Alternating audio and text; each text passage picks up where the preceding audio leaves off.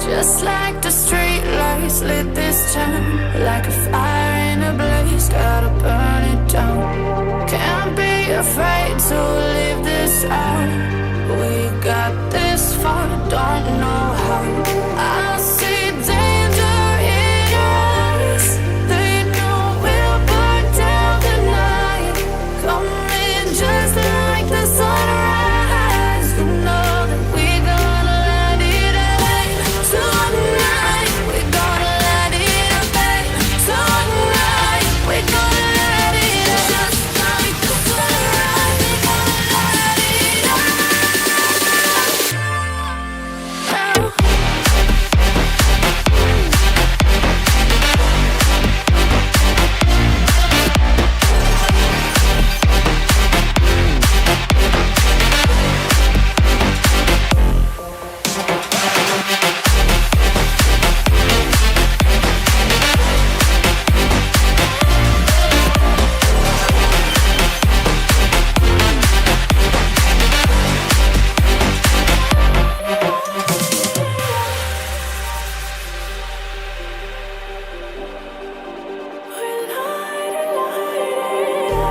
Just like a spark that's breaking out.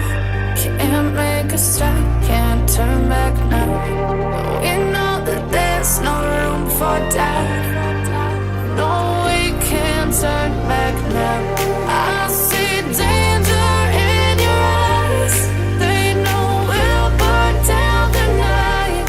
Coming just like the sunrise. You know that we're gonna light it up tonight. We're gonna light it up tonight. We're gonna light it up just like the sunrise. We're gonna light it up now.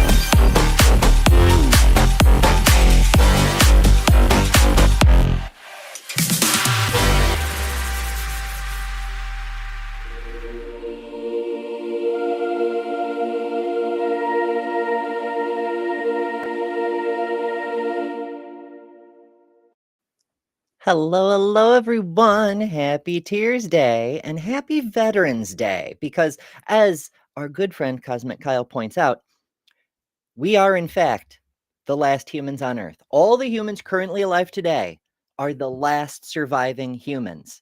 Everybody else who died before, they're already dead. You're the survivors. You've made it farther into history than any human who ever lived before you. Congratulations. Now, I started saying survivors after the administration changeover in the US because we do live in a post-apocalyptic world now. Sort of. For some of us, a bit more directly than others, but c'est la vie. It is Veterans Day, so congratulations to everybody who served and is not honored on Memorial Day, which is when, you know, we do the dead military service member thing. Goodness. All right. Lil is rebooting, but good news. I have upgraded our Apologist Supercut. I have added new bits. And while we will get to the girl bits very soon, I want to give you a chance to see if you can figure out which bits are new in our Supercut. I have a problem with this stuff being normalized across the spectrum, and specifically, like, why push this on kids? Why introduce this to kids? I am a depraved wretch. I am a great sinner. I'm a worm, completely undeserving of any love or any grace. I'm nothing. I'm nothing. You're incapable of being a good person. You're an evil person. You're a terrible person. At the core fabric of who you are. That's why we need laws. We need laws because we're bad people. All of us are bad people. You can't spell Pride Month without demon. PRIDEMONTH. If we don't know who the women are, because they are just people, then we won't be able to pull the women up to equality with men. We have to try to limit the harm. And that means reducing or keeping down the number of people who transition. And that's for two reasons. One of them is that every one of those people is a person who's been damaged. But the second one is every one of those people is basically, a huge problem to a sane world. Transgenderism must be eradicated. The LGBT, transgender, grooming our children's minds is a national security threat. We need to hold people for treason, start having some public hearings, and start executing people. I will use whatever gives me victory. I don't care about the truth, and I don't care about the law. I care about one thing, the control. But then they rigged the election, and now we won, so I'm going to be your president. Then what happened is they rigged the election, and I became president, so that was a good thing. I agreed with many, many things you said during, in fact, probably more than most other candidates when you were running for president, but I still would not have voted for you because you're an Indian. I just want to say I feel good about the Republican Party. I feel good about where we're going as a nation. We're killing all the right people and we're cutting your taxes. It was actually a tremendous blessing to these children for them to be killed and go to heaven and be with God. We've been hoodwinked. We've been taken in by an ideology crafted by creeps and then pushed on children. Stop letting people pressure you into thinking. I want to be ignorant, honestly. Being a Christian doesn't exclude us from experiencing spiritual dryness. We're bad people. All of us are bad people. Did you see it? I bet you saw it. Y'all are pretty observant. These fucking people, like, talk about saying the quiet part out loud, but whatever. I'm not. The next time I find another clip that I'm like, holy shit, they said that out loud, it's going to get added to the, you just know it is. So it's fine. Lil, how's your computer feeling? You appear to be muted. I don't know why I keep saying that. That was How can me. a person appear to be mute? It's That fine. was me. How are you? I'm okay. I had a pretty freaking rough day yesterday, medically wise, but I'm here. I'm good. Mm-hmm. Yeah, I mean, we all do the best we can, and that's another reason that I say greetings survivors, because a lot of us are going through some shit, not just politically. And on that note, if you saw yesterday's show,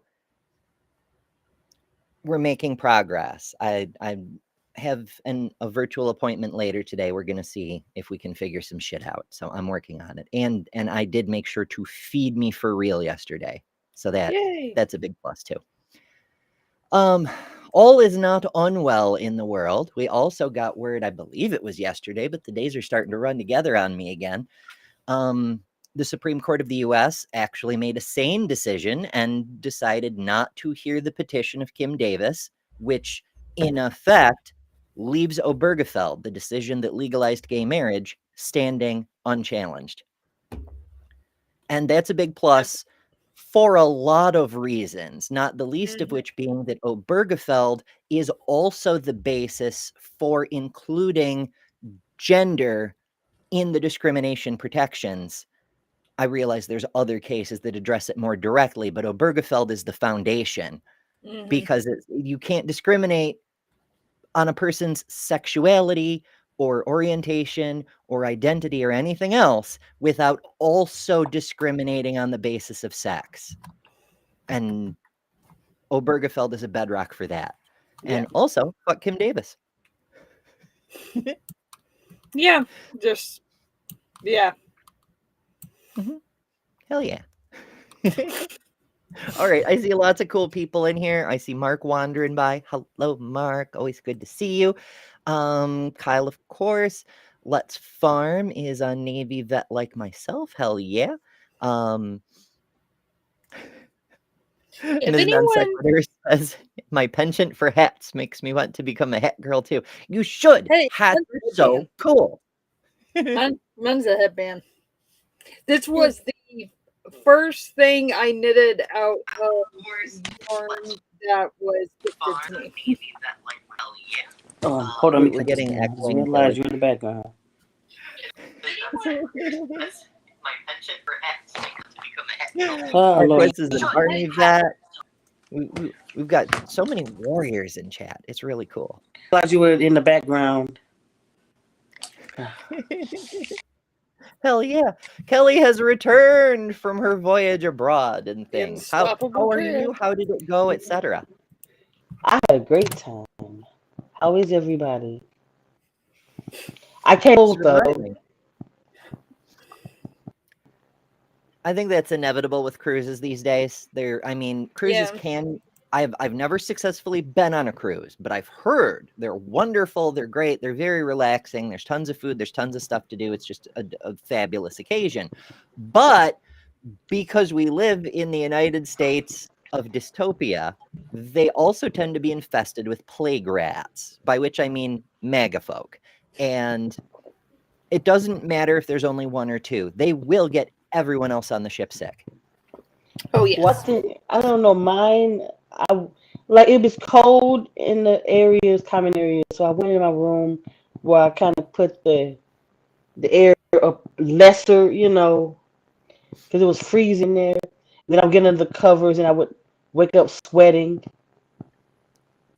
Yeah, That was not it's rough when it's cold out, and especially with heaters that are very bad at thermostating. Like I've got these two heaters in my room. It's either 50 degrees or 9,000 degrees. They don't have anything in between. It's an oof, but it's okay because I'm wearing my lab. I was about to say I have the worst 3 heaters when it comes to thermostating. They always run at 104 and won't stop. I was going to have my phone is not working. I was going to have a stream with Candace Gorham and Deanna Williams before we embarked, but the time and we got late getting to the port and all that good wonderful stuff. I'm gonna have to reschedule that one. But I am gonna have a wonderful chat this afternoon after this with our wonderful Lil. We're gonna be chatting it up. You getting busy? First over at Jess's place and now over at Kelly's place. Thank goodness. Yeah, we're supposed to do another Jess thing tomorrow, I believe. So yeah, we're getting around.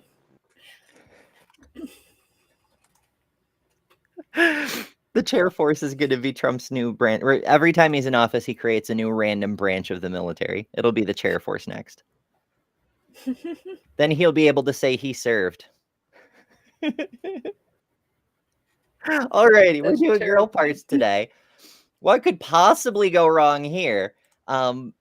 Before we get started with this, do y'all have thoughts about the parts of a girl's anatomy most likely to blow someone's mind that the average person might not know about? I do, but I'm trying to think of how to keep this YouTube friendly.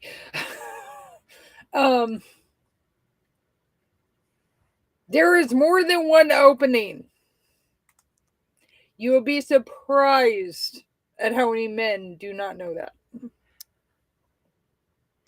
They all wear red hats. That's another big reason. Another big reason that seeing a MAGA people are like, oh, just date a conservative, let them pay for your dinner, take their money, take advantage of them, whatever. No, because they don't believe the clitoris exists. They're not capable of helping you in any way. Yeah. Like they just don't have the ability. Just don't. But if, unlike those assholes, you actually do want to get wet. Hey folks, I've been working hard on my health, and so far I've lost over 140 pounds. A huge part of good health is hydration. That's why I'm thrilled to partner with Epic Water Filters. Check this out. Not only can you say goodbye to expensive bottled water, but these filters are made in the US, so no tariffs, and they're made to fit your life. From these lovely pitchers I can fill from, to sink units, to portable filters that fit in your reusable bottle. With Epic, I can refill from nature's water sources and not have to worry about bacteria and whatnot. But also, send back a used filter to be responsibly recycled, and they'll send you a free replacement, saving you and the earth even more. Want to save a ton of money, be healthier, and build a better world? Head to epicwaterfilters.com and enter code EMBER15 at checkout for 15% off. Don't settle for random water. Upgrade to Epic. Hell yeah, I'm still tickled we have a partner. I just drove away a quarter of the audience with that, apparently, but still. Oh goodness, oh goodness. All right. Are you two both muted on purpose, or did it just not unmute? Okay.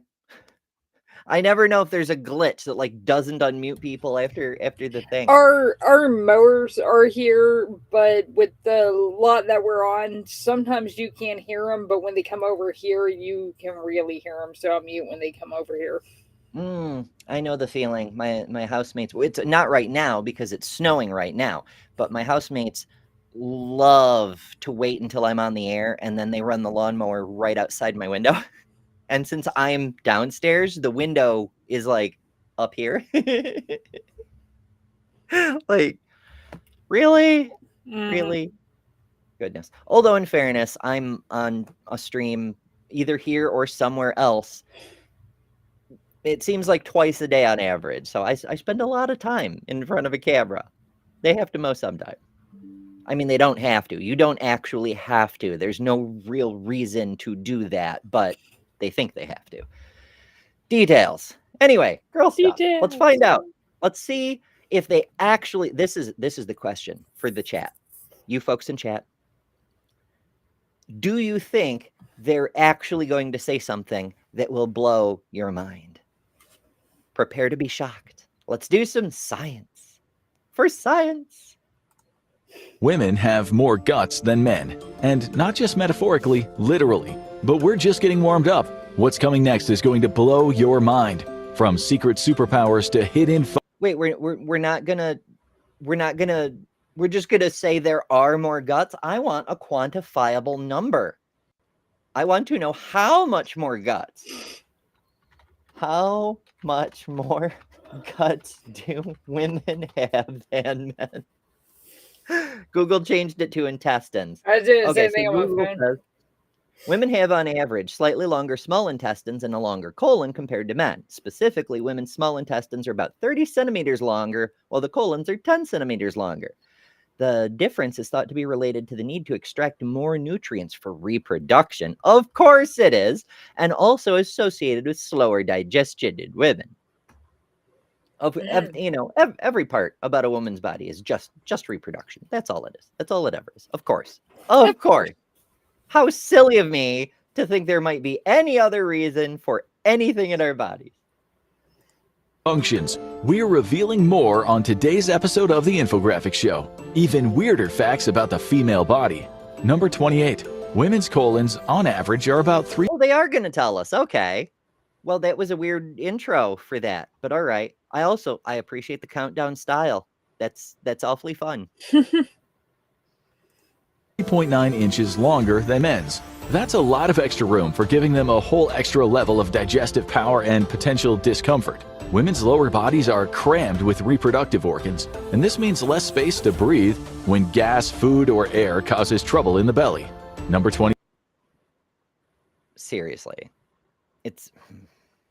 Okay, first of all, women aren't the only ones who have organs there, right? Like men have prostates, which often get enlarged for various reasons, but neither here nor there. When it's not actively working, the uterus doesn't take up much space. But never mind. 7. Women are way better at remembering faces than men, and they're not even trying to flex. Women spend more time subconsciously studying facial features without even realizing it. They're just naturally fixated on the details. How could you know? Like, where does that data come from? If the women don't realize they're studying people's facial features, how could they have the data that women spend more time? Like, how can you report that you've spent the time if you don't know you're spending the time? Or am I crazy? I'm probably crazy. I mean, there's probably some way to do it, but It just sounds like either it's badly phrased or it's a presupposition, right? It's like one of those things where women are better at this. We don't have any reason to think so. I'm just saying sexist stuff. And then I'll back it up with a presupposition of science or something, you know, like, or not a presupposition, a justification, a rationalization, right? Like, oh, well, you know, women have better eyesight, so clearly women observe more details or something. Fuck. And it turns out that that little trick is a memory game changer. Men, not so much. They don't quite zoom in on the details the same way, and this leads to a huge gap in face recognition. It's like women's brains are designed to pick up all these little features without even blinking. And yes, brains don't blink. Thank you. Yes, very, very astute. Okay, I do want to learn astonishing facts about women's bodies, but I was thinking this would be something more along the lines of here's some cool stuff about women's anatomy rather than a comparison of sexist stereotypes. And maybe some of them are based in data, like the longer intestine thing. But this, oh, men are just dumb fucks who don't pay attention. The fuck are we doing here? Oh, my goodness. My goodness. Farm, I did get snow. Let's see. I don't have an easy way to show you. I did not. There is snow. Yeah. I did not. Oh, actually, I do have an easy way to show you. Hold, please. Bum bum bum bum. I got to wear my snow time hat yesterday, so I just have to go to there we go. Nice. Yeah, I was like, well, if it's gonna snow, I get to bring out another hat. It snows here like 3 times a year. I mean, it was below freezing, but it didn't snow. Yeah. Oh, goodness. Mark suggests they could be using brain scans or brain activity analysis or eye tracking software. Yep, eye tracking software. We'll just leave it at that. Oh my. Yeah. Yeah, it's a beanie. It's got the fluffy little ball on top. It just I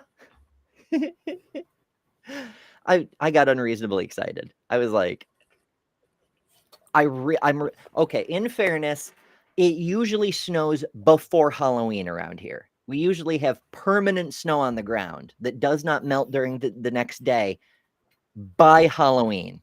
And we're a week and change past Halloween. So I don't have any reason to complain.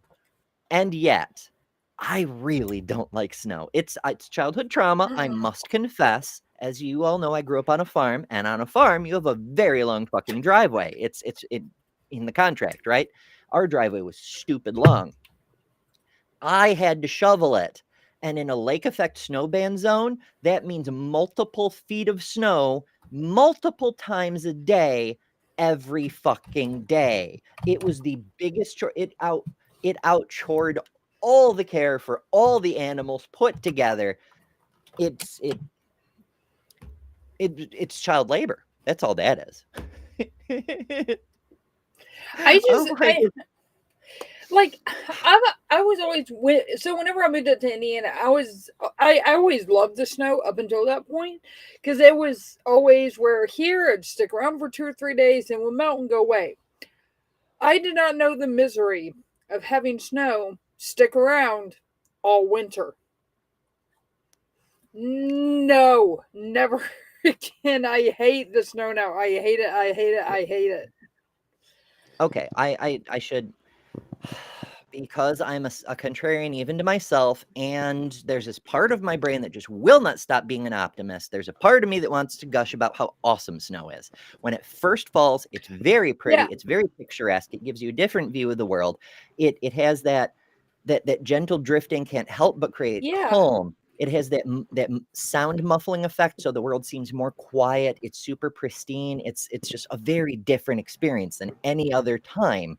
But also, for photography reasons, you will never, ever, ever get a better photo than on a day when the entire sky is a softbox. All the light is coming equally from every direction, and the entire ground is a giant reflector. Yeah, I like Think about looking at that. it. When I have a snow day and I get to be off, we don't have that at my job now, but that's beautiful. Pictures and going up. I never the lodge and stuff like that, and I used to sit there and drink cocoa in the fire. But as it snows so bad, let's say like 5 inches, and then you clean off, and then the next day it snows again. And you look, if you don't snow immediately, you can't even open your door house. No. Yeah. That's I why wouldn't I'd have be to good. shovel the driveway whether someone had to leave or not. Because if you don't, if like we would get 4 feet at a time, right? So if I didn't shovel it and it snowed again, then it would be taller than me. And then you're screwed. You're just trapped for the whole winter, you I'm know? like, I can't even open the door. She says I'm very clickety clackety. Maybe because my nose, I'm real nasally. Maybe that's why. It's not you. It's a microphone thing. It's the audio. It may be a signal thing because it's like coming in packets. Yeah, like Mark says, it's like you're breaking up, and it's weird. But yeah, it's not your voice. It's not that you sound nasally. It's that the signal is choppy. Let me see. I was like, use these earphones yesterday and they work just fine. So maybe it's just earphones. Use the earphones. Do you think? No, to be something with the connection. Are you on Wi-Fi? Are you on cellular? I'm on Wi-Fi. Okay, could be a router thing. Could be I don't know. I mean, a lot of times, if you have the capability, you can often solve that by plugging directly in to the Wi-Fi, but that isn't always an option, depending on what Mark said, equipment you've got. turn off your phone. Turn on downloads. And on that note, let's learn more about girl parts. He was King of tell Blinking, nobody. number 26. Women blink more than men, almost twice as much. That's right, ladies. While men are busy holding their steely gaze, women are over there blinking like they've got a personal vendetta against dry eyes. On average, women blink 19 times per minute compared to men's 11. And it doesn't stop there. As women get older, they blink even more frequently. And on that relaxing note, here's something that'll make you wish you could. I mean, who wants dry eyes though? I don't want dry eyes.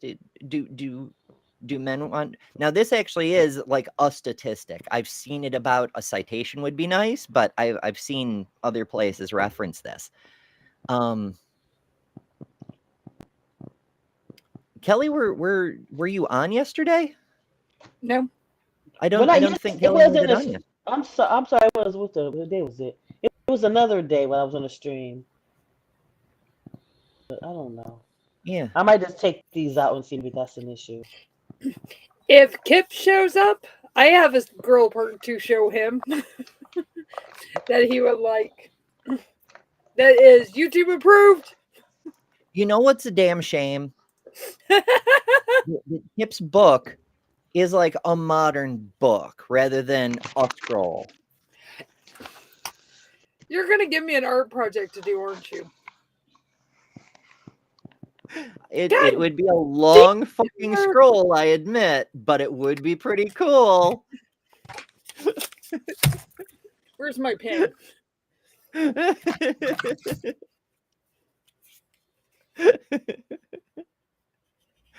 Oh, I'm awful. I know. Yes, Hit the you snooze are for button. making me do Number this. 25. Women's circadian I'm rhythm. not making you do anything. I just said it would be cool. There, thank you. No, Wait, see, what you was said it. that? You said it on here live. I said, I should do that. So now I'm gonna have to do it. That's the way my brain works. I changed my earbuds. I don't know if that'll help. A Kip tract. Maybe that episode, maybe I can get an interview with Kip on his book or something. Okay, so Kip has been on my channel exactly once, and it wasn't because he came on my channel. He was actually on Neil's channel, and we just and like he's here. co-streamed to all the other channels, right? So I've been meaning, I've been wanting to interview Kip, but I need to have something to legitimately ask the person about, and everybody asks about the scrolls and the history, and that's wonderful. But I want the point is, I'm waiting for the audiobook so that I can read the damn book so that I can interview Kip about it, is what I'm getting at. Then I'll have like a legitimate reason, because we have to do legitimate things around here. I never break there. Ember challenged me to make your book into a scroll, and so I it did shall not be done. challenge you. I said it's a Yes, damn shame that Kip's book isn't in scroll form. That's a challenge to me. Good night, Mark. Mark will be doing a show, I think, tonight. Also, hour tonight. There it is, Dr. Kip. It's a shiny star. Well, she's like super black, so yeah. And it's got skulls and stuff on it. I think it's Yeah. approved. Skulls and stuff. She likes Hell it. Yeah. Hell yeah. Maya says, Ember, just invite him on. He loves to talk. I could ask him about volcanoes in the Holy Land, perhaps. I understand he's an expert on that subject. Yeah.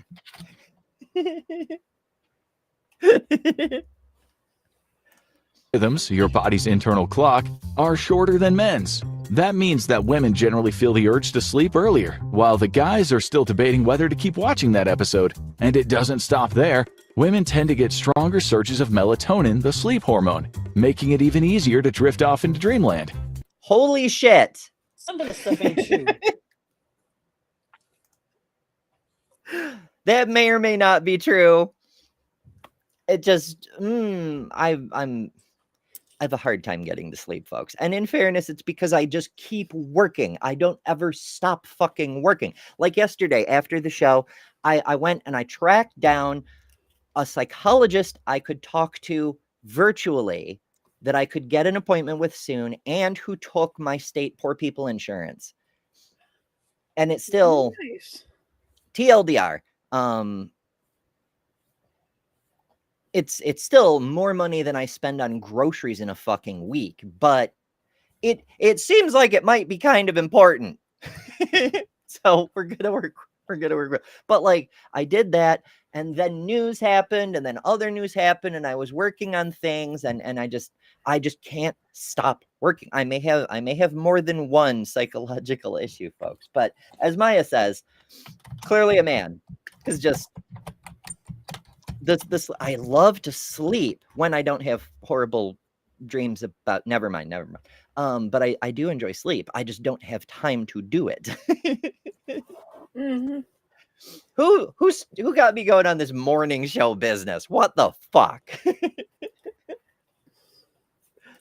It's like their bodies are just a little bit more in sync with the whole sleep is essential kind of thing. And speaking of sync, here's something else that might hit close to home. Number 24. Women have a lower alcohol tolerance compared to men, and it's not just because of size. Women produce less of the stomach enzyme that helps break down the ethanol. After drinking the same number. Is it stomach enzymes? I thought it was the liver that broke down the ethanol. Or am I silly? True. That's definitely not true, because I'm definitely fish.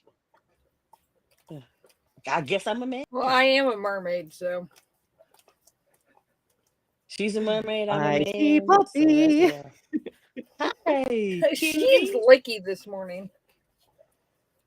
Needs more salt or something.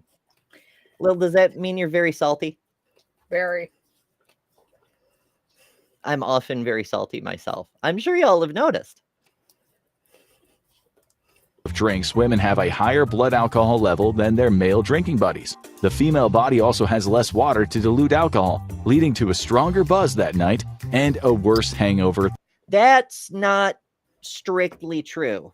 Women have less water total because women's bodies tend to be smaller, but proportionally, women have more water, but never mind.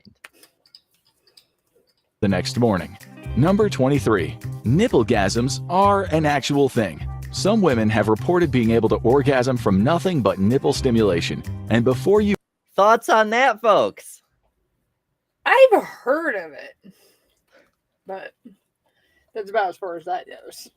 I know sometimes I don't want to be weird, but when the nipples are too hard, it hurts, like painful. I mean, And if I'm you, like, if you rub any body part too hard, it hurts. And nipples are especially sensitive. and I'm like, oh please no. I don't like that.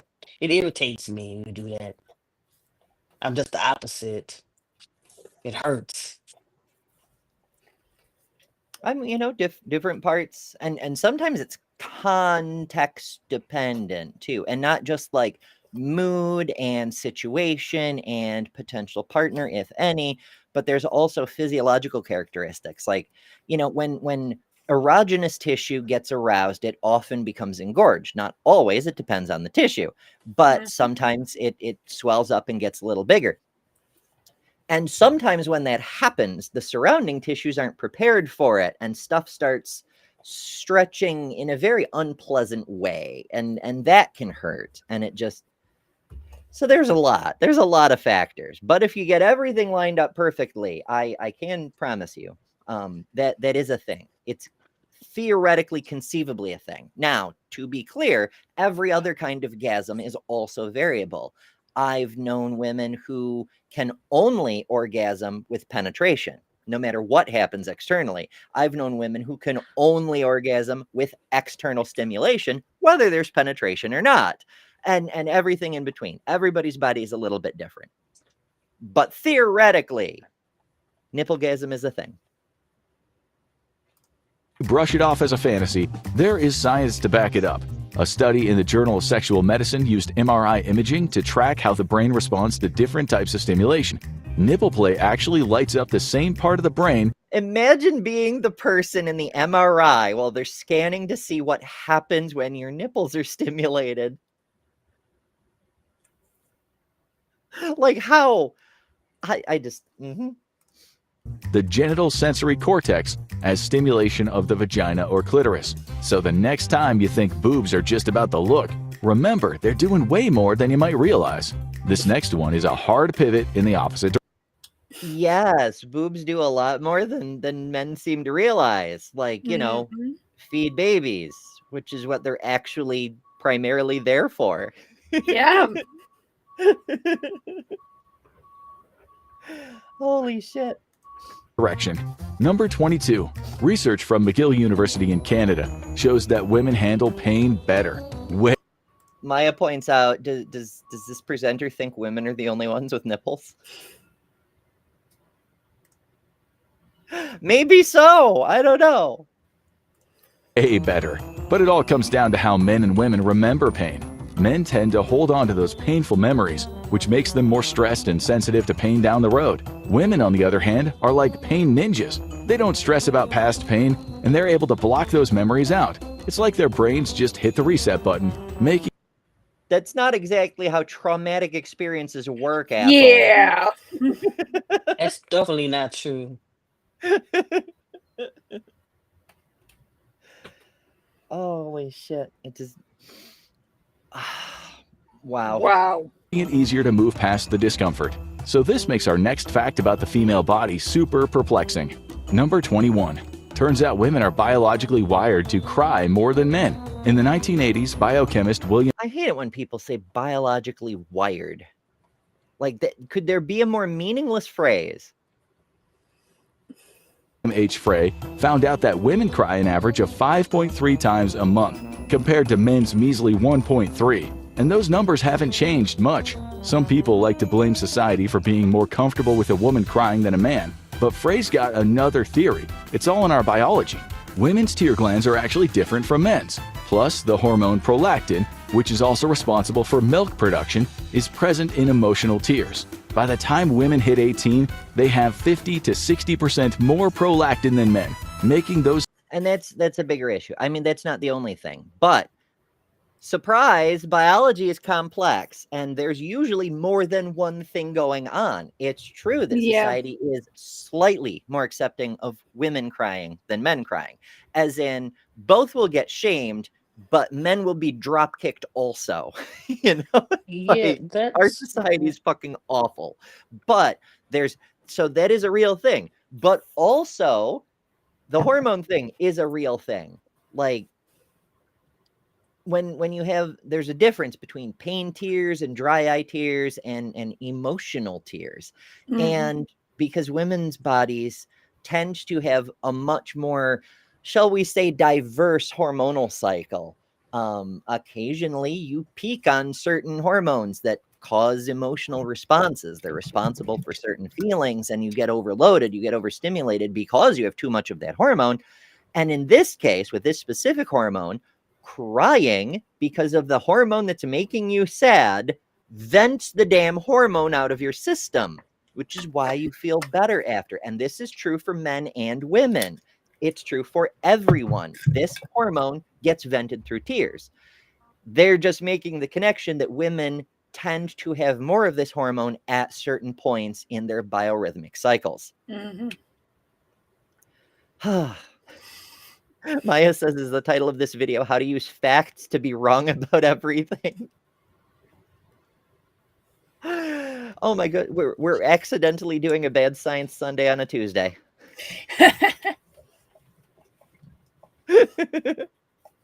You know, Maya, you're welcome to join us if you want to. Maya's probably at work or something.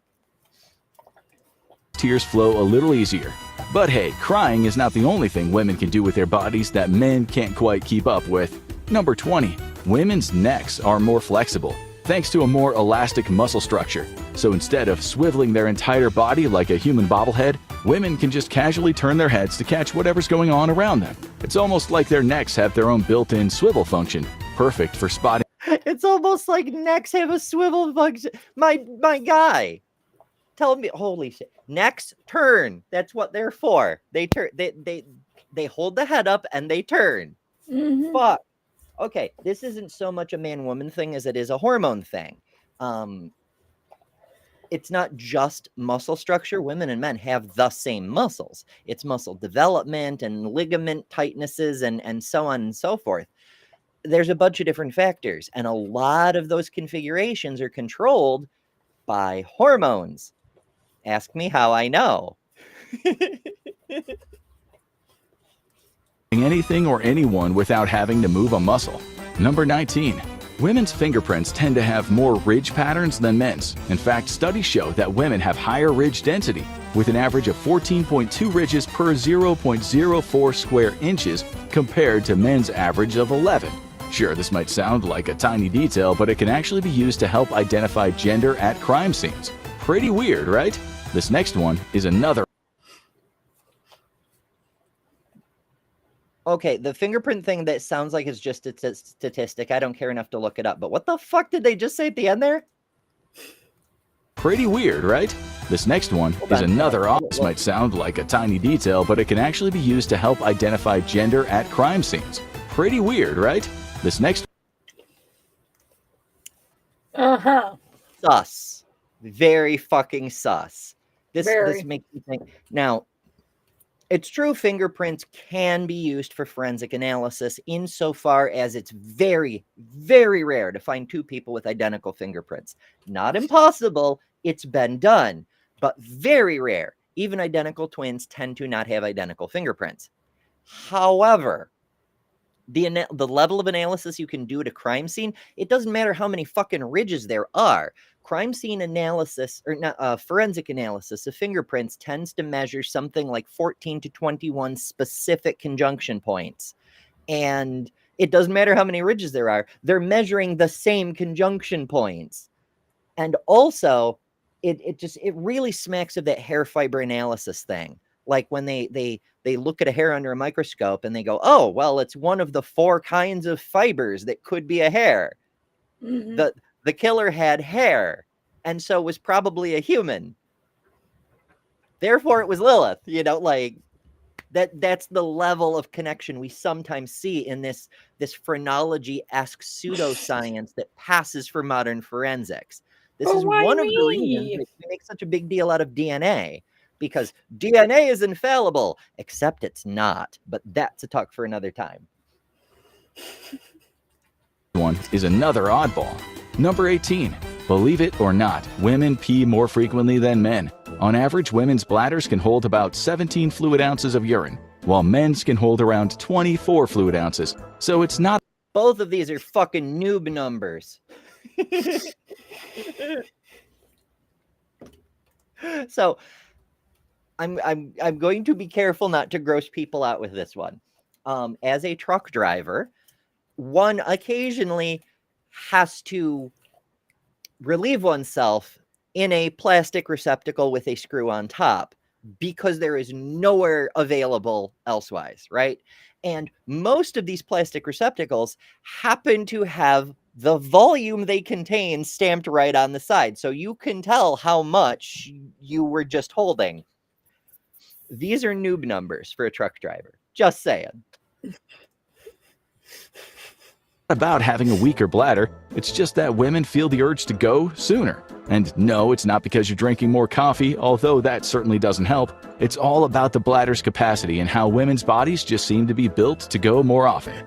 But while women may need more bathroom breaks than their male counterparts, this next one feels like a superpower.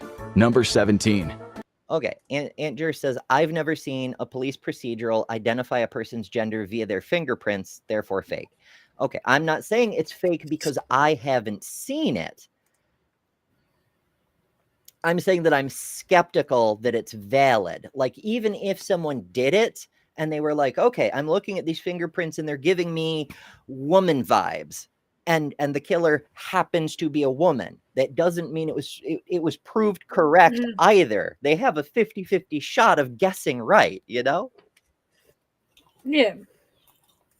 Women have more taste buds than men. This means that they're able to pick up on every little nuance of sweetness or sourness. Their taste buds are fine-tuned to catch every detail. While some people might be fine with bland, women's palates are out there living their best gourmet lives, savoring the full range of flavors.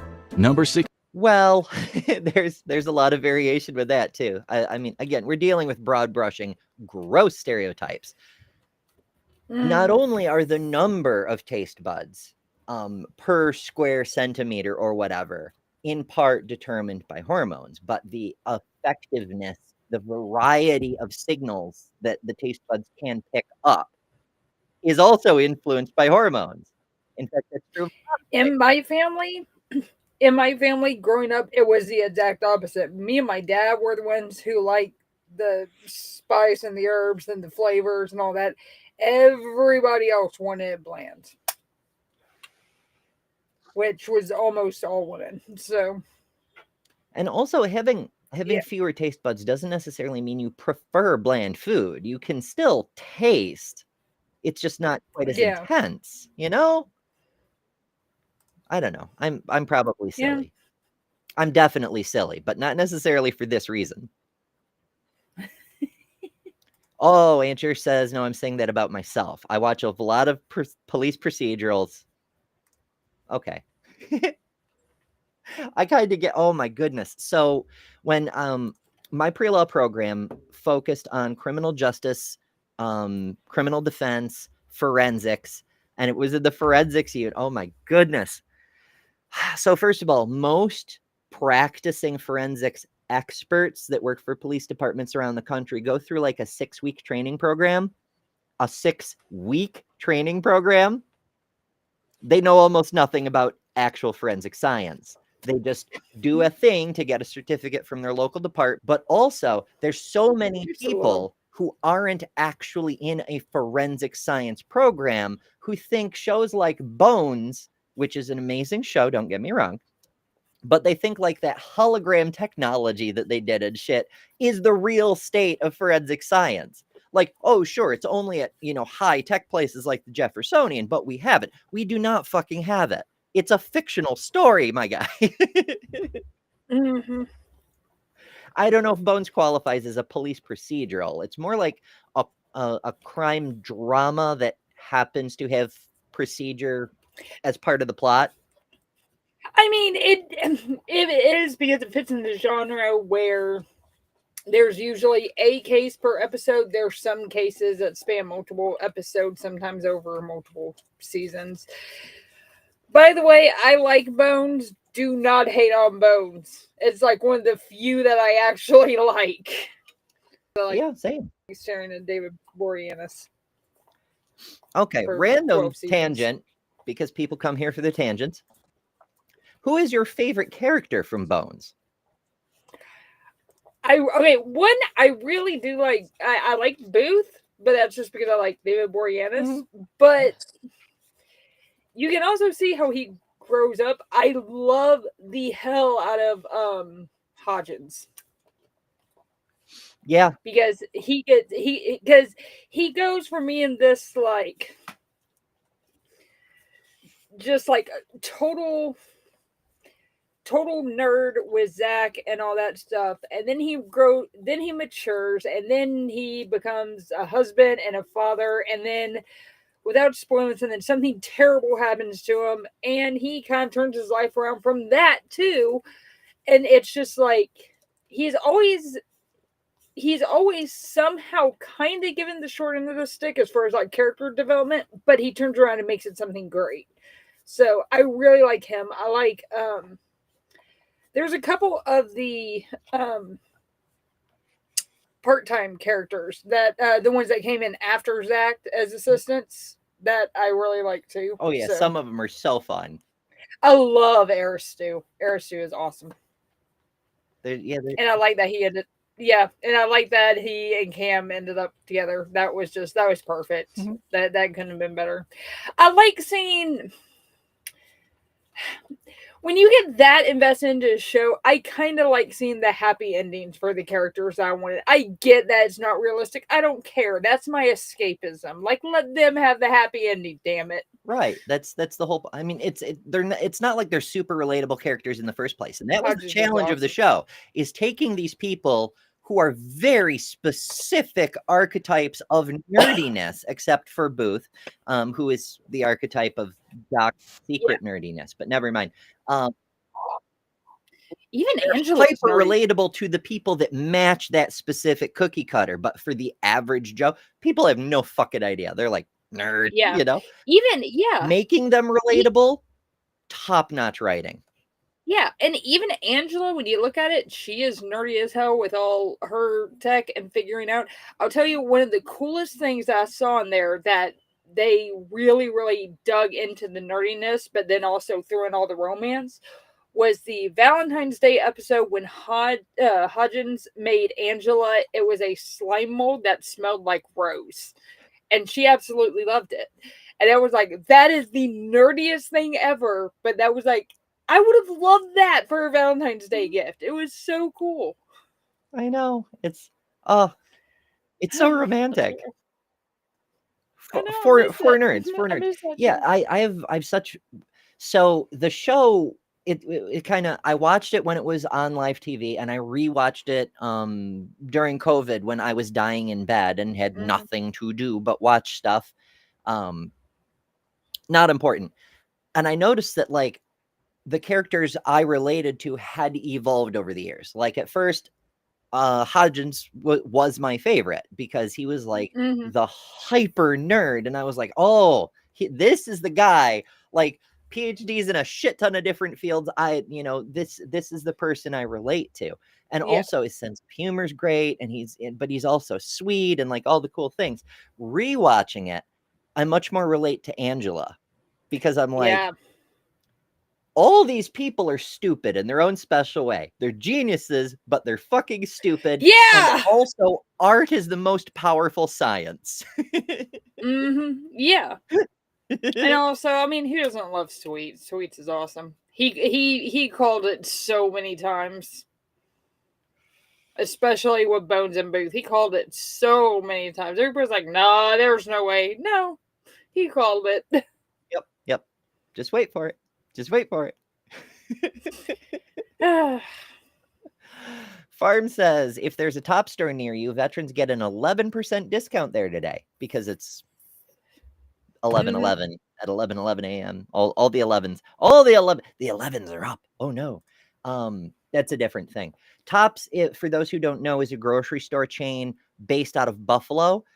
So if you're in Western New York, I believe parts of Pennsylvania, maybe even Ohio, that might be a thing near you. Why don't they just offer 10% off all the time? That would be a plus. It would be very nice. In my region, so there was one in the next city over. It was actually my second job ever. I was a cart pusher / deli worker / seafood person. I did all the things. That was my first union job, and the first time I got yelled at for doing too much work because it was a union job. Now, don't get me wrong, unions are very important, but it's kind of silly that when you're handed a dust mop and told to dust mop the aisles, and then you do it, you get yelled at for taking work from the other union members. You're only supposed to dust mop the first 4 aisles. You're taking work away from your brothers and sisters. You told me to dust mop. You didn't say only do 4, fuckers.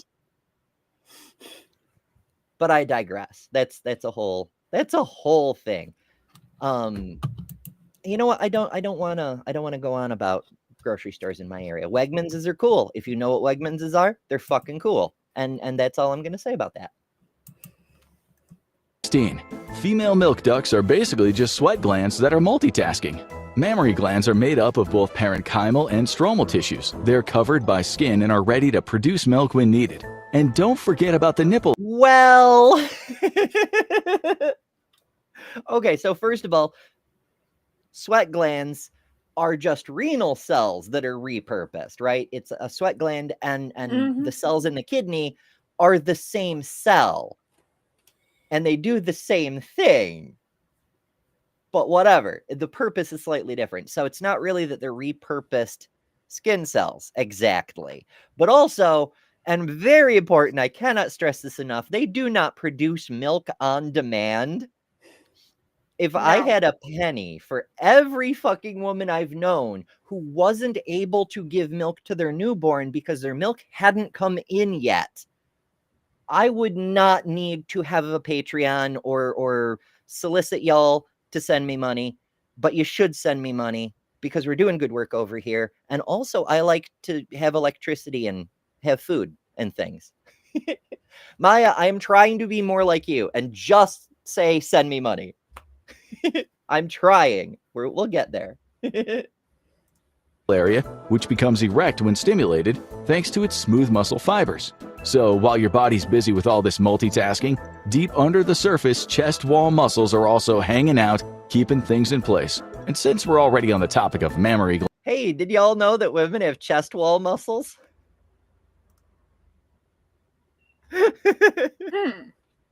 Yeah.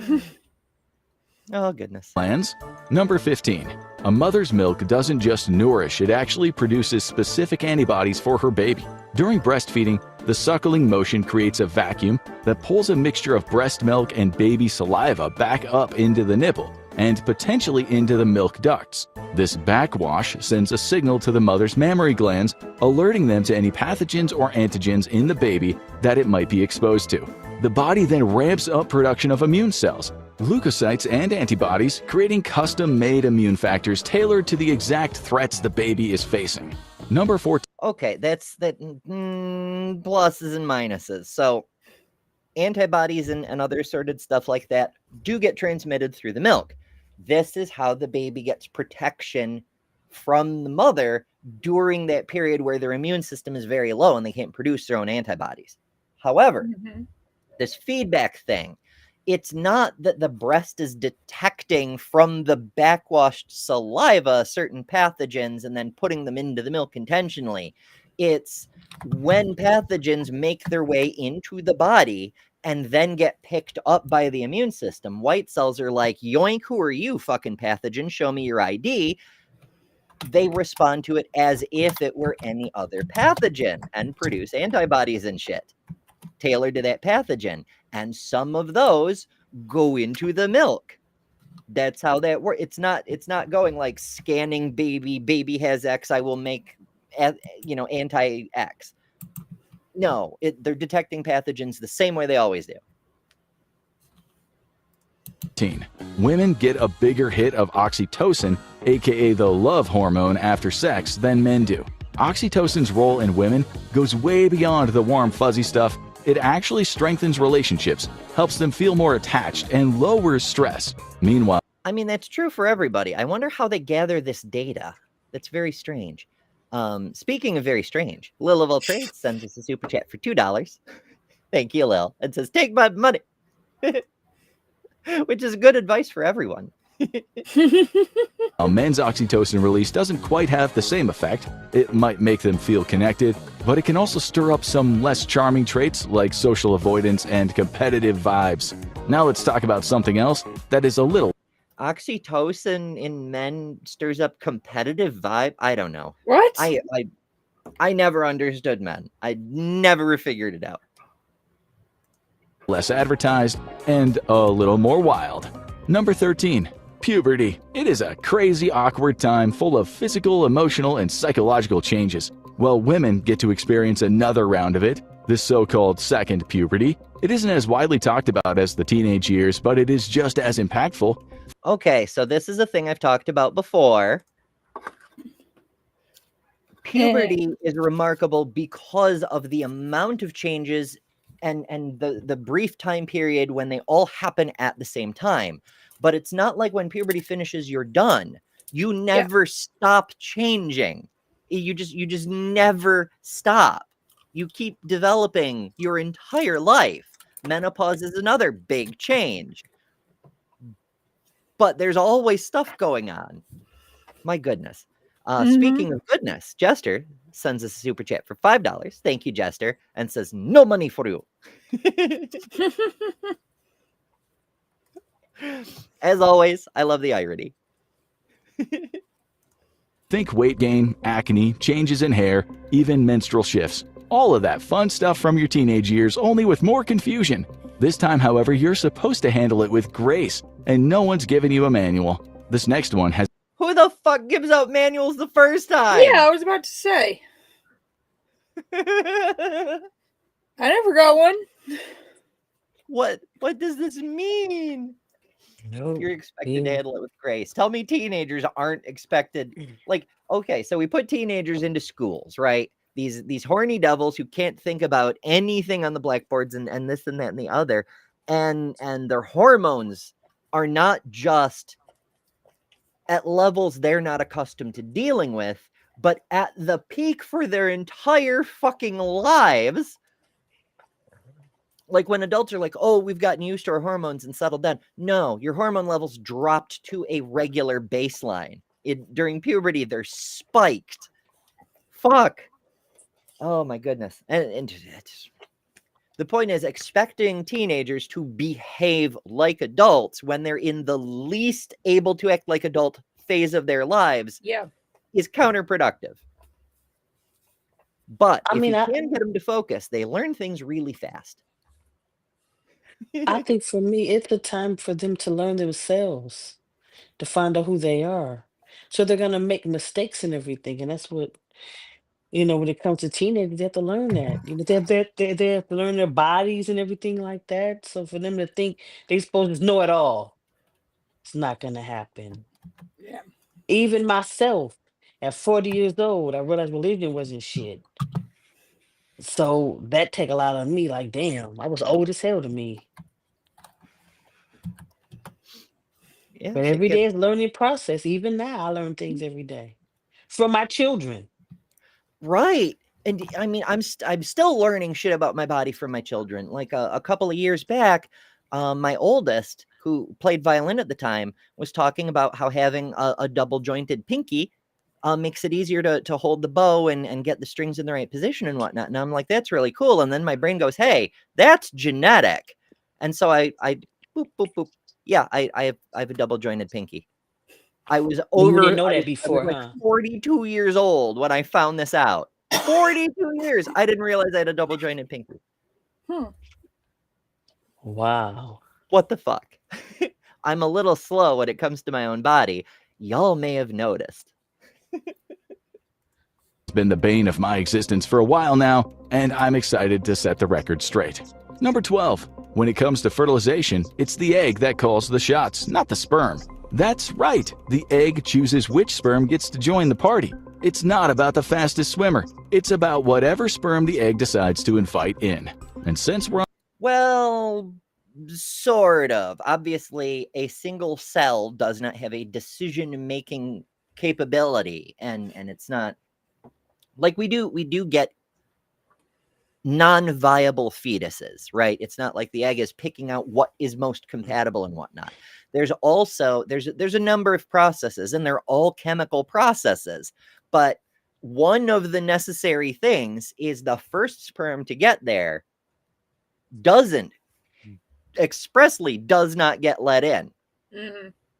It sends a chemical, it bonds to the outer layer of the egg cell membrane, and it sends a signal that sperm are arriving, which triggers a chemical process inside the cell. Different proteins and shit do stuff that makes the egg ready to receive a genetic package. Because a genetic package is a very special fucking package for an egg. You have to get that DNA to the nucleus. You can't just let it float around inside the cell membrane. You got to bring it to the nucleus so that it can start working, right? So you need special proteins that are ready to latch onto the genetic package and bring it in. So that first sperm does not get let in. It triggers the reaction that make it possible to receive a sperm in the first place. Also, oftentimes, more than one sperm does actually penetrate the cell membrane.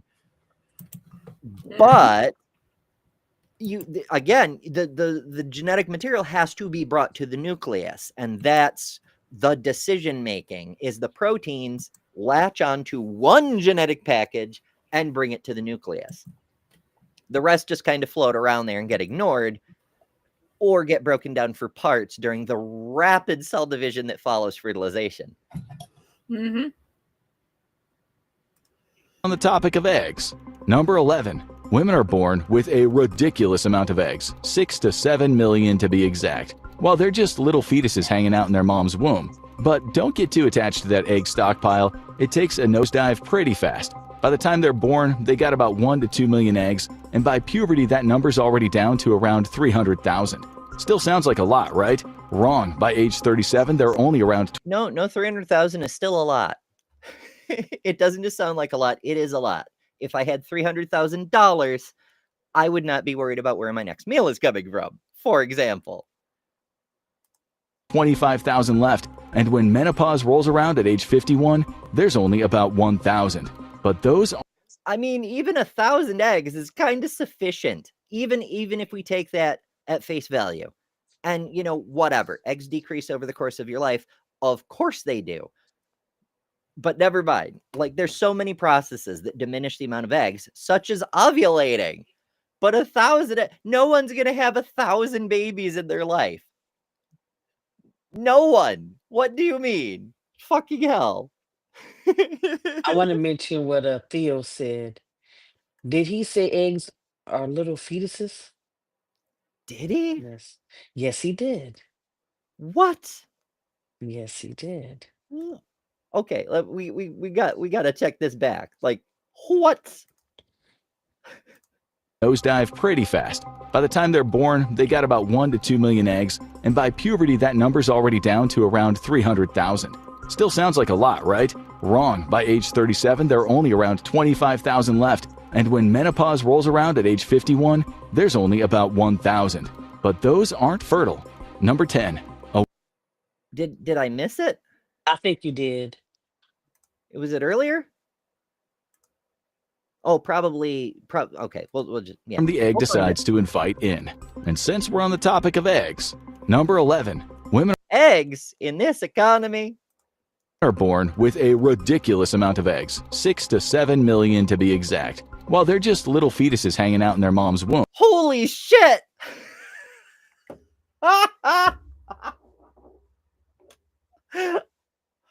Wow, I can't believe I missed that.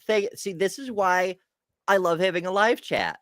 Like, y'all, I only have one set of eyeballs. Y'all catch shit I did not even see. To be clear, an unfertilized egg is not a fetus. No, that's not how anything works. Wow. Wowzers. In fact, an egg on its own cannot become a fetus under most circumstances. I have been researching the fuck out of reproductive genetics, specifically in the stuff that is either from intersex people or leads to intersex people. As you may be aware, humans, generally speaking, are not capable of self-fertilization. That's a process called parthenogenesis. I do have to say, generally speaking, there are exceptions. Oh, yes. So far, I've only found 4 of them in the literature, but 1 is sufficient, and that's just what's in the literature. So it's kind of weird, but the point is, they're definitely not fetuses. No. But don't get too attached to that egg stockpile. It takes a nosedive pretty fast. By the time they're born, they got about 1 to 2 million eggs, and by puberty, that number's already down to around 300,000. Still sounds like a lot, right? Wrong. By age 37, there are only around 25,000 left, and when menopause rolls around at age 51, there's only about 1,000. But those aren't fertile. Number 10. Right, because if they're still eggs, they're not fetuses, and so they're not. I know what he means. He's trying to say you can't fertilize these eggs, but you can actually. But that's a whole other conversation for another time. The TLDR, as long as your uterus is able to take an egg, they can become fertile. And there are ways to both delay menopause or, under some dubious and unethical procedures, restart a uterus after it has quit working. I must stress the unethical part, however. A woman's body can grow an entirely new organ. And no, it's not a third arm or an extra lung, it's the placenta. Not only does it provide the baby with oxygen and necessary nutrients to grow, but it's also an immune and endocrine organ, doing everything from hormone regulation to keeping the mom and baby on the same page. Okay, the placenta is part of the baby. Every human grows one during their own fetal development. If you want to give the mother credit for creating a new organ,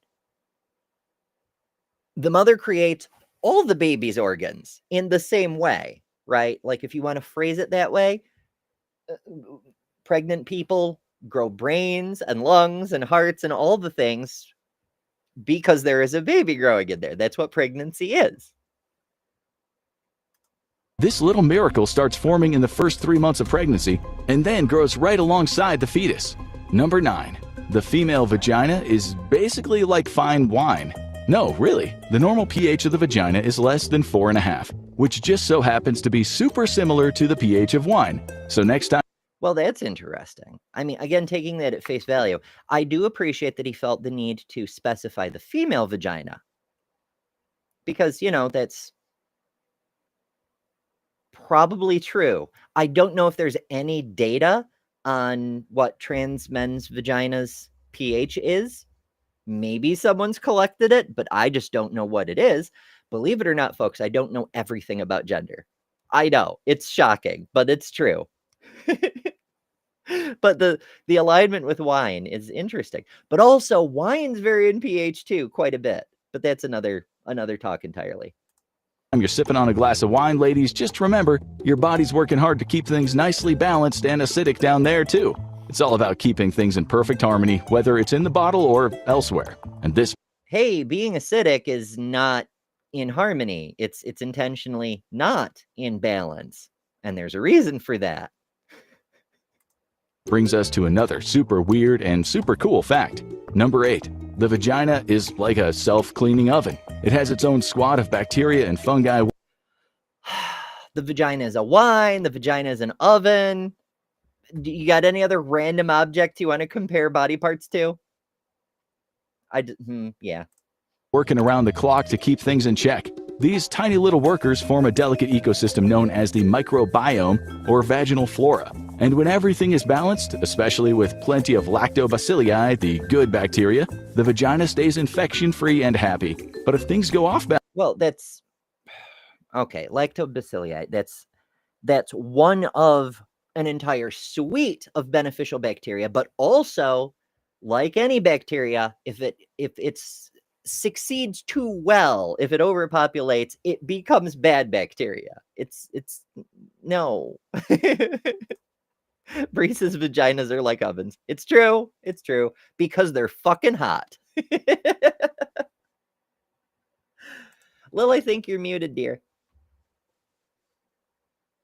I am. I'm sorry. Kip was getting whiny, so. Damn it, Dr. She's Kip. so dumb. She's sleeping right now, so. Oh, okay. I'll take that. It's progress. Except I can't move. I can't move, though. That's the problem. Is it because you've got an oven stapled between your legs? If you, well, no. No, she had her head laying on me, and it is a rule in my house, if a dog is sleeping on you, you do not move. Does not matter if the house is falling down, you do not move until the dog gets up. Oh, I read that wrong. And Andrew points out that's not what Bree said. What Bree said is vaginas are like ovens.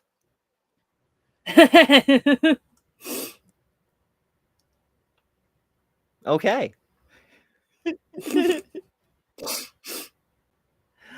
Oh, so another reason why we love live chat. It's why we do these live. Oh, chat. Oh, dude, the lives are so fun. What now? So fun. I said the lives are so fun. Oh, yeah. Absolutely. It's true. Ember can't read. I'm using psychic powers to guess at what all these things say. And obviously, I don't get it right 100% of the time. Psychic powers, let it be demonstrated, unreliable. Balance, like when bad bacteria throw a rager or fungi go rogue, well, that's when infections make their entrance. So as long as the microbiome's in charge, women's vaginas have it covered. Well, what is an infection, right? Because there's already bacteria there. It's already infected. What we're talking about is a not beneficial situation of over reproduction that causes an immune reaction because there's a high risk of damaging the system itself. Mm-hmm. It's in the invasive species problem, basically, inside your body. 7. The female uterus weighs in at about 2.5 ounces, roughly the size of a fist. But by the end of well, a small fist. But yeah, like we said earlier, a uterus that isn't active at the moment is pretty small, actually. Pregnancy, it expands to a whopping 3.3 pounds of muscle, working overtime to support a growing baby. After birth, it shrinks right back down to its original size at 2.5 ounces. It shrinks right back down, folks. It just bloop. It just does it right away. It's just done. I don't recall that happening.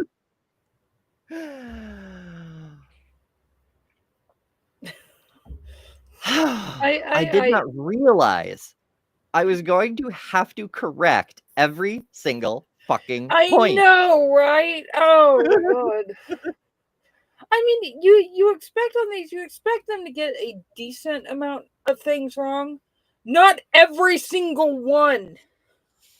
It's wild. So to be clear, to clarify, to set the record straight, after birth, first of all, it depends on which way you give birth, right? Like, because vaginally is very different from a C-section, is very different from other more dangerous options. It depends. In a C-section, the uterus itself gets cut, and that's going to affect its healing time a lot. Exactly. That said, on average, you're looking at between 6 weeks to 3 months before the uterus is roughly back in shape. And even then, it's an entire year, again, on average, before it's a cut in it notwithstanding, virtually indistinguishable from its previous condition. That's right, Megan Fox. We're just going to have a fun video talking about weird girl anatomy. Nope. We're not. I mean, it is fun. I do have to be honest about that, but holy shit.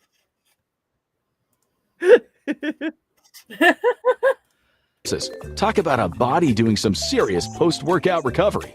Number 6. The tip of the female clitoris has over 10,000 nerve fibers, according to a published study. Meanwhile, the tip of According to a published study. Amazing citation. Okay, so that's true insofar as there's a plus. That plus is doing a lot of heavy lifting. More recent surveys, I suppose, have found that that number is much higher. I forget how much higher off the top of my head. Let me find out. Let's do the Google. How many nerve endings in the clitoris? 2023 study. No, I think it was from this year. So maybe 2024. I'm not finding anything from. Okay, maybe this is it. There's a Nature paper. Oh, it's making me accept the damn cookies again. 12 mega bundles with 32 bundles in the hemi body, 2,917 axions in the crux. I just want a total. I just want a total. Can I find the total? Methodology, clitoral tissue preparation, blue staining, CT imaging. But I want a total. Can I have a total? I don't think it's going to give me a total. I think it's just going to tell me about the nerve bundles. Still reading. Hold, please. There's scans and photos and cross sections and all sorts of interesting shit. But it's I'll just share so you can see what I'm looking at. Like, there's all sorts of interesting shit. They just had scans and whatnot up here. I don't know. Maybe I'm just not seeing it because I'm scanning very fast. I'm specifically looking for a number with a comma in it and at least 5 figures. And that's letting me scan very fast, but maybe I'm missing it entirely because I'm doing that. Okay, 32 bundles, 3,137 fibers. Wait. No, unilaterally, but the bundles contain 2,917 fibers. We're going to have to do a lot of math. I'm not going to do a lot of math, though. I mean, I could, but I'm not going to. Okay, in the shaft of the penis, there's an average of 8,300 fibers, but only 45% are myelinated. The middle of the clitoral body, 3,137 fibers, 71% of them are myelinated. So still fewer fibers, but more effective ones. Myelination, of course, is the sheath on the nerves that helps insulate it and protect the coherency of the signal, kind of thing. 5,100 fibers on the proximal clitoris. Yeah, it really wants to make us do math. You know what? I don't care that much. I don't care that much. And just lean on the plus. 10,000 plus. Close enough. A man's penis has only around 4,000. So yeah, the clitoris is out here dominating the sensitivity game, taking things to a whole new level. Number 5. So this time it's the penis fact that's wrong. Because we just found from the other paper that the penis has over 8,000 just on the shaft, to say nothing of the tip area. Although, who the fuck knows? Because circumcisions cut off most of the nerve endings. The clitoris can increase in size by up to 3. What's that? I did not know that. Oh yeah, But I've not researched it either, though. So yeah, it's so that's one of the big controversies about circumcision is people often do it because it's always been done. It hasn't always been done. It's only been a few generations. But from their perspective, like their grandparents did it, their parents did it to them, so they just do it to their children, assuming there's some kind of health reason. There isn't. There is not. There is no valid reason to do that. I am guilty. I have 2 sons, and I'm guilty of that. I'll be honest with you. But I was a lost Christian. Yeah, I mean, I was under that impression when my son was born too, that it was you just do it for health reasons. I didn't find out till after that's not true, and I'm upset about that. More upset for him, but upset. But once you find out there's no health reasons, then people come back with, oh, well, men already only last 8 to 10 seconds in bed. Imagine if they had the nerve endings, and that's so disgusting. What? Like, yeah, people are saying, oh, it's actually a good thing to cut off a person's ability to feel in a critical part of their anatomy for their partner's sex experience. How fucking gross.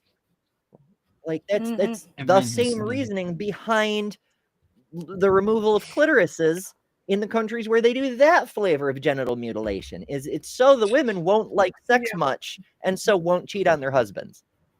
It's exactly the same reasoning, but they call the one abhorrent mutilation of infants and the other is just what we do. These cultures, they talk a lot of shit about each other, but they are equally evil in slightly different ways. But I digress. 300% during sexual arousal. Just like the penis, it can become erect when stimulated. That's true. That is very, very, very fucking true. And in fact, the clitoris and the penis are the same organ. They're the same thing. They're not just an analogous structure. They're the same organ. They develop a little bit differently depending on hormone washes and shit during development. But, you know, trans men who take testosterone experience bottom growth, which is effectively the clitoris turning into a very small penis. Sometimes it turns into a moderately sized penis, but that's neither here nor there. It doesn't matter. The point is, the main way we tell the difference between baby girls and baby boys is we look between their legs, we see how long the clitoris is, we hold a ruler up, and if it's this long or longer, it's a penis. If it's this short or shorter, it's a clitoris. And if it's in between, somebody flips a coin, makes a call, and makes a cut. That's how it's done. Everyone has a penis or a clitoris, depending on which way you want to identify it, because it's the same organ. Yeah. Fuck. I get really worked up over that because it's one of those binary thinking things. Either you're born with a penis or a vagina. No, it's born with a penis or a clitoris. And the distinguishment between that is entirely arbitrary. We just put a line on a ruler and said, that's the dividing line. Yeah. It's the same organ. Everyone has one. To the increased blood flow. And as the clitoris gets more excited, the clitoral hood, which normally protects those thousands of nerve endings, retracts to make sure everything gets some attention. And just to keep things interesting, clitoral hoods vary in size and don't all retract the same amount. So it's exactly like foreskins because it's the same thing. I love the fact that they're using peaches for this. I know, like the fuck. Yeah, I'm like, that's weird. Uh-huh. I mean, I get why, because it like lets them be graphic without being graphic, but also a little different for everyone. Number 4. The clitoris is bigger than you realize. It can be up to 20 times longer on the inside. And as if that wasn't enough, it's shaped like a wishbone. That explains why he was using a fucking ice mountain. It's actually an iceberg, and most of it is hidden underneath the surface. And yeah, that is actually true. A clitoris. So here's another fun thing about everybody's reproductive bits and bobs and whatnot. Clitorises enlarge when aroused because they have erectile tissue. It's the same erectile tissue as in the penis. And the erectile tissue does not stop in the penis. It goes all the way down the middle part of that region of the body, shall we say. I'm trying to be YouTube safe here. The same erectile tissue covers the same span in women. It's just divided around the opening because the opening is still open. In typical men, that closes. But not always, but never by that. The erectile tissue is still there, you know? Goodness. The dogs are going crazy because some asshole just knocked on the door. It's probably the Amazon guy because my housemates we get Amazon deliveries every single day. Every single day. The visible part of the clitoris is only the external glands, but the full structure includes 2 legs that extend inside the body, wrapping around the vaginal canal. These internal what I just said. Parts known as the crura anchor to the pubic bone and have a similar structure to the erectile tissue in the penis. As blood flow increases, this entire wishbone structure becomes engorged, making the entire clitoris more sensitive and erect. Number 3. I love how they had the iceberg like rise up. In fact, before I knew any of this, when I was in end of middle school, early high school, somewhere around there, I had a hypothesis that it was possible to give a woman a blowjob. And remember, this was at a period in my life when every adult was telling me trans people didn't actually exist. They were just lying about all that stuff. So when I was saying give a woman a blowjob, I was not thinking of trans girls. It's because clitorises can engorge, and some of them get big enough you can give a woman a blowjob. Neat, huh? The cervix constantly changes its position and texture. During menstruation, it's low and open, basically doing its best impression of a drain to let the blood flow freely. But as the month goes on, it starts to climb higher up the vaginal canal. In the luteal phase, just before a period, the cervix is sitting high and tight in anticipation for a possible pregnancy. And speaking of that cervix getting ready for VIP events, that brings us to... Fucking what? Yes, there's no party like a premenstrual party. Holy shit.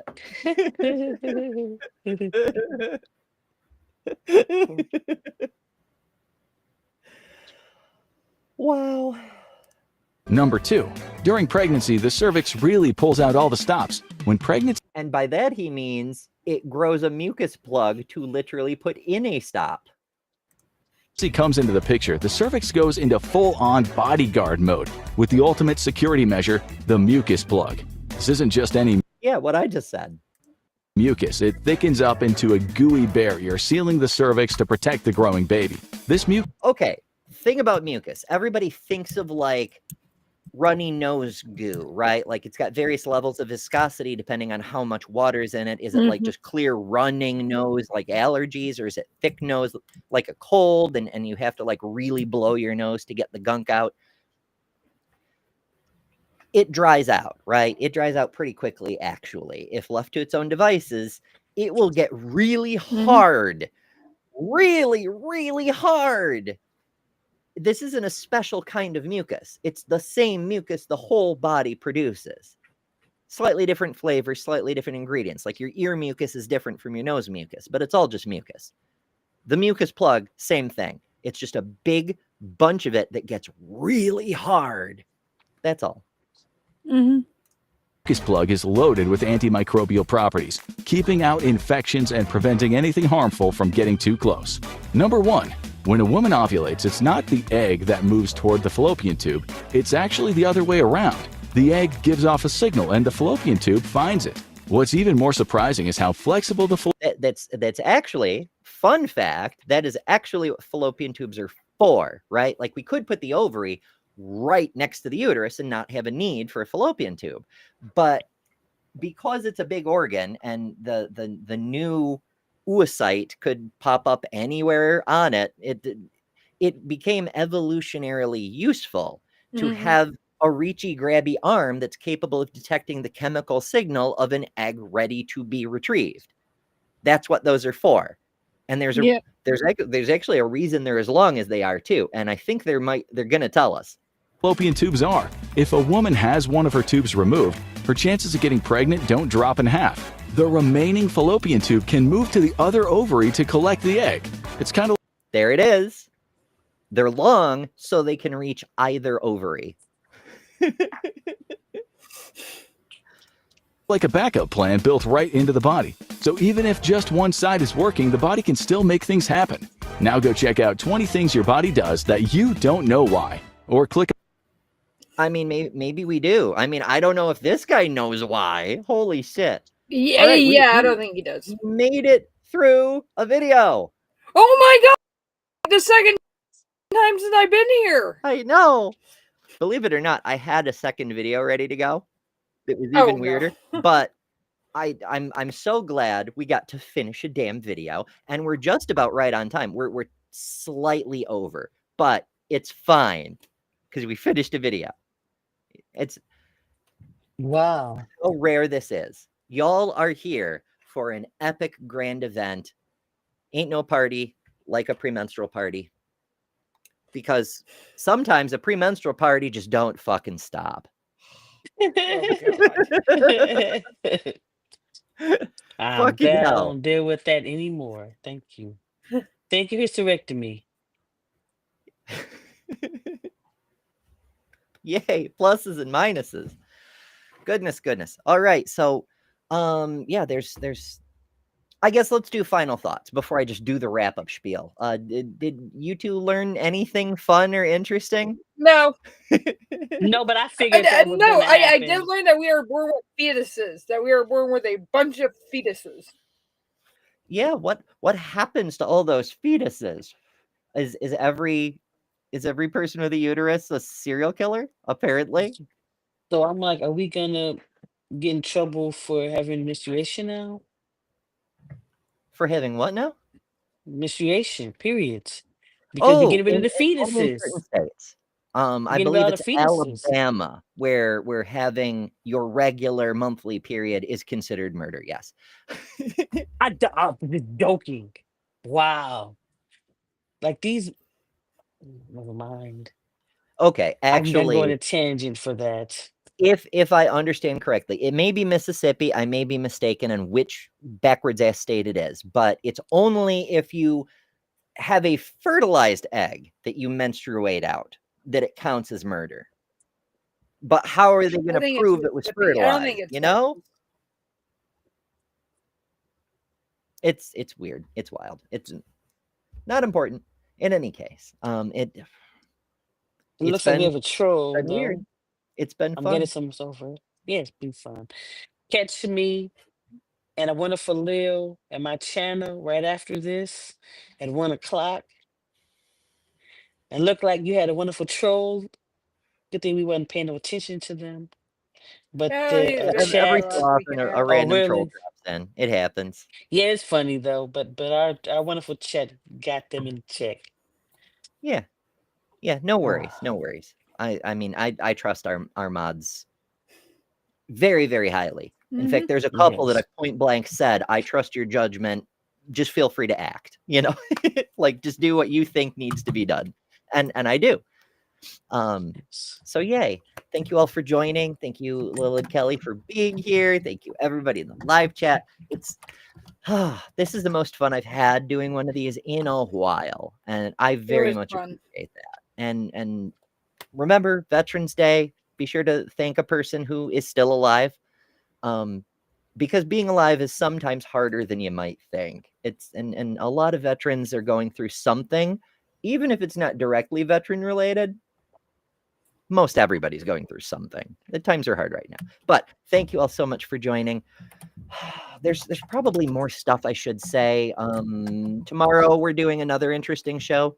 I can't remember what it is exactly, but it'll be a hot topic. But as always, remember, you don't have to pretend women are infested with fetuses.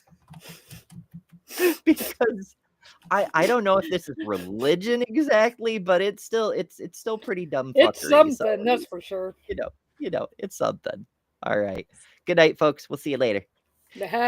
Thanks to all our patrons and top-level members for October. Miranda, Karen Butcher, Jessica the Transmetal Alchemist, Robin Webster, Maya Adkison, Jimmy Tux, Ian Chen, Kalasia, Lilith, The Barely Bearable Atheist, Eric Wander, Jason Jacoby, Godless Engineer, Jester, Lil of All Trades, Deviant Outcast, and Kelly King, the Detroit Atheist Queen.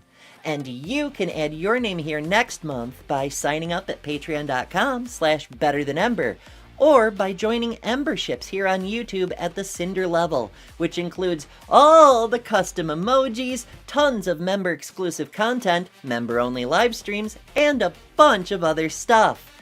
I deeply appreciate all the supporters who keep this channel going. Thank you all so much. Because of you, we're building a wonderful community that I'm very proud of.